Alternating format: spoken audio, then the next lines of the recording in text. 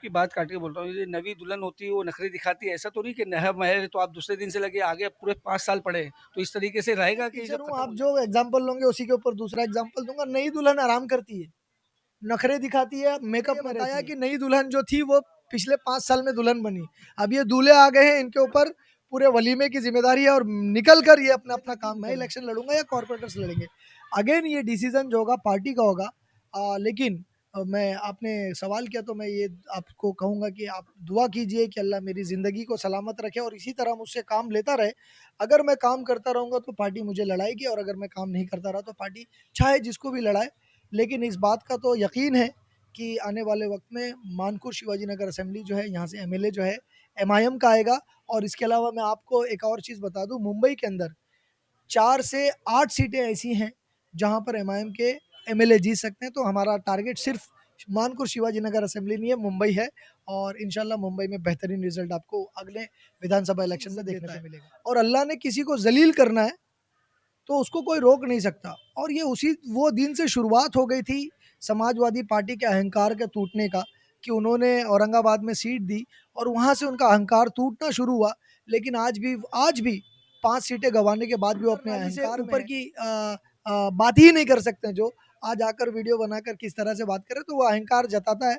तो इंशाल्लाह आने वाले वक्त में इनका पूरा अहंकार भी टूटेगा और इनके समझ में आएगा कि जनता के साथ मोहब्बत से रहा जाता है। गुंडागर्दी की बहुत बड़ी पार्टी है, कहीं पे भी लड़ाएंगे तो ले लेंगे।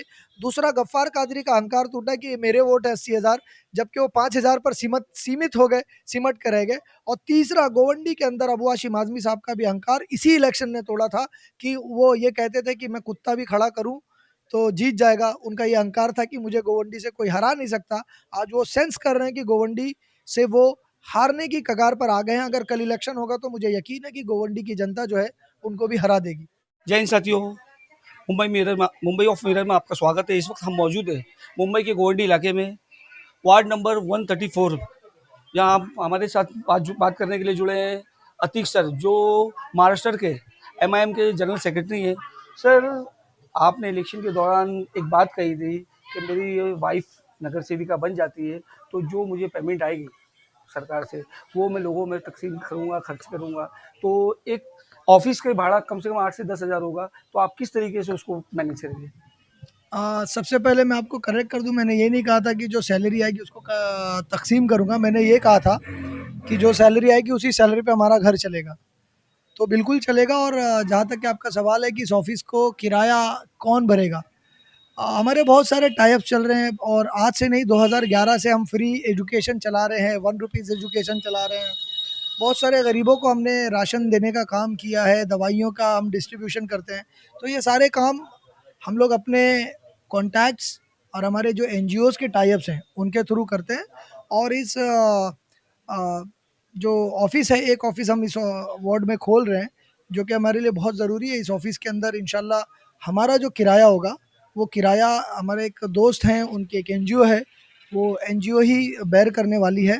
क्योंकि यहाँ पर जो काम होंगे, लोगों के डॉक्यूमेंटेशंस बनेंगे, लोगों के जो फॉर्म वगैरह भरने होंगे बच्चों के, कॉलेज के, स्कूल्स के, वो यहाँ से काम होंगे। जो भी काम होंगे यहाँ पर सेवा के ही काम होंगे, तो हम मिलकर काम कर रहे हैं। भले ये ऑफिस पे बैनर एमआईएम का होगा, लेकिन ये ऑफिस एक सोशल एक्टिविस्ट और सोशल नज़रिए से लिया गया है। और इसका किराया वही पे करेंगे, मिशन अवेयरनेस फाउंडेशन है वो लोग इसका किराया बेयर करेंगे। और दूसरी बात ये, कल मेयर बेटा तो आप लोग भी वहाँ मौजूद थे, तो वहाँ पर 2 लोग जो पार्टियाँ हैं उन लोगों को वहाँ ऑफिस नहीं दिया गया, उस पे आप क्या कहेंगे? देखिए, ऑफिस दी गई है। मैं 2 पार्टियाँ जो है, मैंने भी एक न्यूज़पेपर में पढ़ा कि एमएनएस और एमआईएम को ऑफिस नहीं मिला, तो ये गलत है। एमआईएम को ऑफिस मिला। अब पता नहीं मीडिया जो है अब मेहनत नहीं करना चाहता है, या मीडिया ज़मीन पर उतर कर रिसर्च करना या फाइंड आउट नहीं करना तो आपका चाहता। कहना है मिला है ऑफिस? बिल्कुल, बिल्कुल, बिल्कुल। मीडिया घर में बैठकर, आजकल मीडिया हाउसेज़ ये कर रहे हैं कि एसी ऑफिसेज़ में बैठकर वहीं से लिख देते हैं। ऑफिस मिला है, लेकिन हमें जो ऑफिस मिला उसके अंदर वॉशरूम की सुविधा नहीं है। और हमारे पास जो 8 कॉर्पोरेटर है, 8 कॉर्पोरेटर में 5 कॉर्पोरेटर हमारी लेडीज़ है। तो हमारे गट नेता ने ये मुतालबा किया है, वो सारे लेटर्स भी दे दिया है कि या तो आप वॉशरूम बना कर दीजिए, या तो ऐसे ऑफिस को हमें दीजिए जहाँ पर वॉशरूम की सुविधा हो। तो ऑफिस मिला है, वहाँ पर वॉशरूम की दिक्कत थी, उस वजह से हमने लेटर दिया कि हमें ऑफिस चेंज करके दिया जाए। और तीसरी बात ये है, अभी कुछ वक्त पहले शब बारात से पहले कई नेता कई एनजीओ वाले कब्रिस्तान के अंदर मुद्दे उठा रहे थे। अब शब बारात ख़त्म हो चुकी है, उसके बाद वहाँ कोई नज़र नहीं आ रहा है। उस आप वहाँ के नगीर सेविका जो उनके हस्बैंड है और जनरल सेक्रेटरी भी, उसको आप किस नज़र से देख रहे हैं कि वहाँ कोई नज़र नहीं आ रहा, अब वहाँ साफ सफाई का कोई ख्याल नहीं। देखिए, नगर सेविका का हस्बैंड और नगर सेविका, जनरल सेक्रेटरी, ये सारी चीज़ें साइड में रखें। कुछ लोग वहाँ पर गए थे, राजनीति किया और बोले कि मुसलमान होने की हैसियत से हम आए। मैं भी मुसलमान होने की हैसियत से वहाँ पर गया और वहाँ पर मैंने काम किया। वो मुसलमान होने की हैसियत से राजनीति कर सकते हैं, लेकिन मैं मुसलमान होने की हैसियत से जाऊँ तो वो राजनीति बन जाती है। तो खैर, वो भी मुसलमान, मैं भी मुसलमान, सबका हक है कब्रिस्तान में जाने का। लेकिन मेरे एक चीज़ समझ में नहीं आई, शब बारात के पहले कब्रिस्तान के अंदर कब्रों के आसपास की जो गंदगियाँ हैं वो निकाल कर ऐसी जगह पर रख दिया गया, डंप कर दिया गया।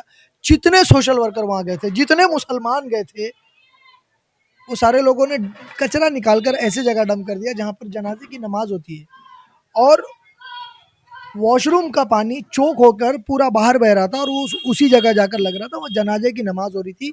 वेरी सेकेंड डे शब बारात की सुबह में मुझे किसी का फ़ोन आया, मुझे भी फ़ोन आया। मैं वहाँ पर गया, मैंने वो सारे चौक निकलवाए, साफ़ करवाया, गाड़ी मंगवाया और कब्रिस्तान के अंदर जितनी गंदगी थी साफ़ की। उसके बाद मैं वहाँ से चला गया। उसके बाद भी मैं कब्रिस्तान आ रहा जा रहा हूँ, मिट्टी देने जाता हूँ, फातिया पढ़ने जाता हूँ अल्हम्दुलिल्लाह, लेकिन वीडियोज़ नहीं बनाता हूँ। अब वीडियोज़ नहीं बनाता हूँ, वीडियो उस दिन बनाना इसलिए ज़रूरी था कि लोग वीडियो बना कर क्वेश्चन, अकबर साहब ने कहा था ना कि गूंगों की हलक में भी ज़बान आ जानी है। तो गोवंडी में जब से एमआईएम जीत कर आई, गूंगों की हलक में भी ज़बान आ गई।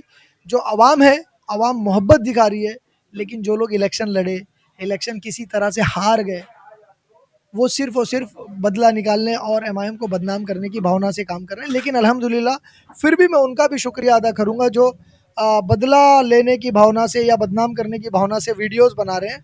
वो हमारे लिए फ्री में काम कर रहे हैं, हमें अवेयर कर रहे हैं और हम वहाँ जाकर काम कर रहे हैं और काम करते रहेंगे। राजनीति चलती रहेगी, काम भी चलता रहेगा इंशाल्लाह। 5 साल बाद फिर इलेक्शन होगा। हो सकता है जनता हमें फिर मौका देवे या किसी और को मौका देवे, लेकिन जो 5 साल जनता ने हमारे कॉरपोरेटर्स को दिया है, हमारी उनको यही ताकीद है कि इन 5 सालों के अंदर इतनी सेवा करें कि जनता जो है 5 साल के बाद आपको गालियाँ नहीं, आपको दुआएँ दें। ठीक सर, आप इससे पहले एमएलए इलेक्शन भी लड़ चुके हैं, उस पे आप सेकंड पे आए थे। अभी नगर सेवक में भी आपने अपनी वाइफ को खड़ा किया, वो जीत के आई माशाल्लाह। अभी उसके बाद में अभी एमएलए इलेक्शन फिर आएगा, तो इस पे क्या आप रेस में रहेंगे कि ये जो और भी नगर सेवक है, क्या वो रेस में रहेंगे? बिल्कुल देखिए, विधानसभा इलेक्शन में लड़ा था, उसके बाद कॉरपोरेशन इलेक्शंस के अंदर हमने 8 सीटें यहाँ पर लड़वाई।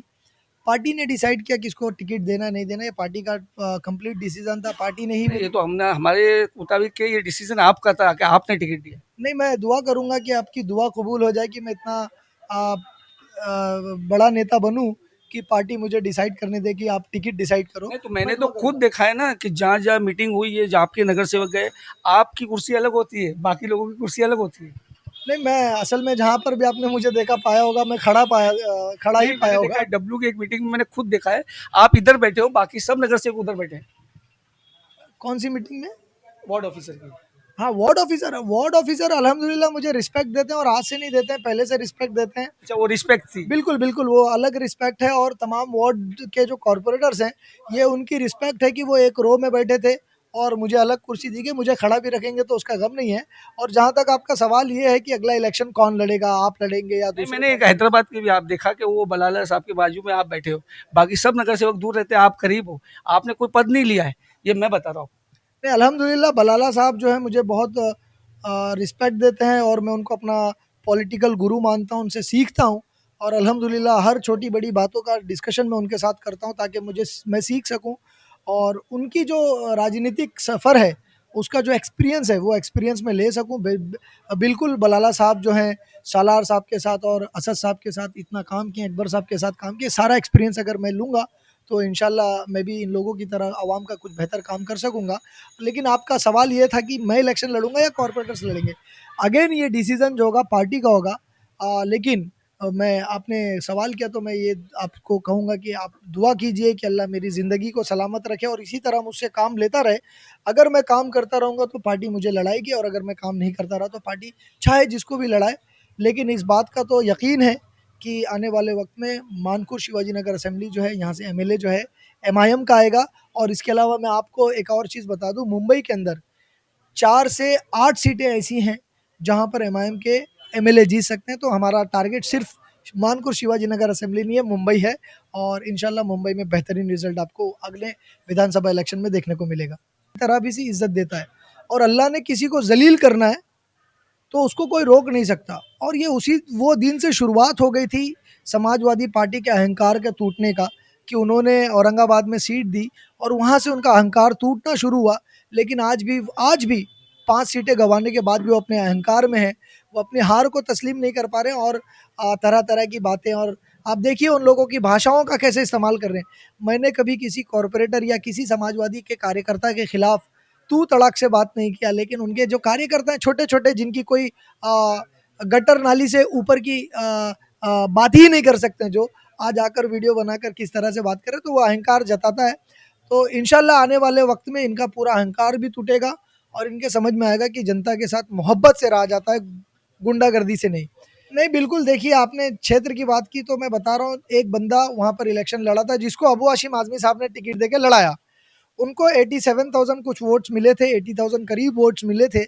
तो इनको लगा कि भाई ये वोट्स मेरे हैं, और समाजवादी पार्टी को लगा कि भाई मैं तो बहुत बड़ी पार्टी हूँ। तो इस इलेक्शन में 3 लोगों के अहंकार को तोड़ा। एक समाजवादी पार्टी का अहंकार टूटा कि बहुत बड़ी पार्टी है, कहीं पे भी लड़ाएंगे तो ले लेंगे।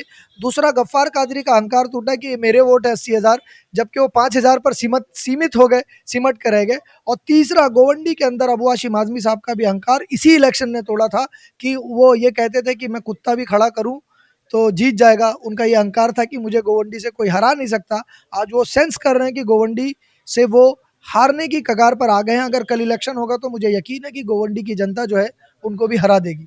ये बिल्कुल जिम्मेदारियां जो होती हैं वो संघर्ष होता है, जिम्मेदारियां जो होती है वो सेलिब्रेट करने के लिए नहीं होती हैं, वो डिलीवर करने के लिए होती हैं। और इस चीज़ को मैं बखूबी समझता हूँ कि जनता ने जो जो 6 सीटें जिता कर दी, ये हमें सेलिब्रेट करने के लिए नहीं, हमें रिस्पॉन्सिबिलिटी समझकर जनता की सेवा करने के लिए दी। और मैं तमाम कॉरपोरेटर्स, वो चाहे जिस वार्ड के कॉरपोरेटर्स हों, मैं तमाम को बहुत बहुत शुक्रिया भी कहूँगा और उनकी तारीफ भी करूँगा कि देखिए सेकंड डे से, इसके पहले आपने देखा होगा कि कॉरपोरेटर्स इलेक्शन जीतने के बाद जाते थे, विला पर जाते थे, फलां जगह जाते थे, माइंड फ्रेश करने जाते थे, छुट्टियां मनाने जाते थे। लेकिन हमारे 6 के 6 कॉरपोरेटर्स ज़मीन के ऊपर हैं, और बड़ी बेसिक नेसेसरी जो है लोगों की साफ़ सफाई, लोगों के पीछे की गटरों में जब 15-15 साल से कोई नहीं गया, वहाँ पर हमारे कॉरपोरेटर्स अपने लोगों के साथ, हमारी पूरे कार्यकर्ताओं को मैं शुक्रिया अदा करूँगा। पूरे मानकुर शिवाजी नगर असेंबली के जो कार्यकर्ता हैं, गलियों में घुस घुस कर वो जो साफ़ सफाई करा रहे हैं, ये जनता भी देख रही है और जनता समझ भी रही है कि अब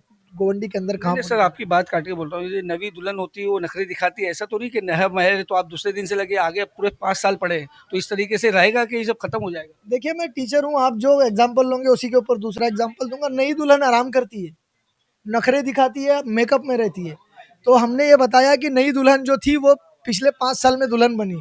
अब ये दूल्हे आ गए हैं, इनके ऊपर पूरे वलीमे की जिम्मेदारी है, और निकल कर ये अपना अपना काम कर रहे हैं।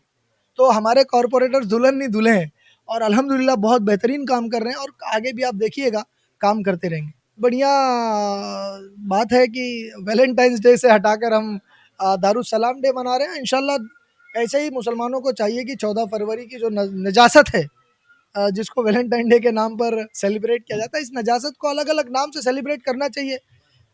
और अपने बच्चों को, अपने लोगों को, अपने कार्यकर्ताओं को as a political party engage रखना चाहिए, ताकि वो इन सारी चीज़ों में ना पड़े।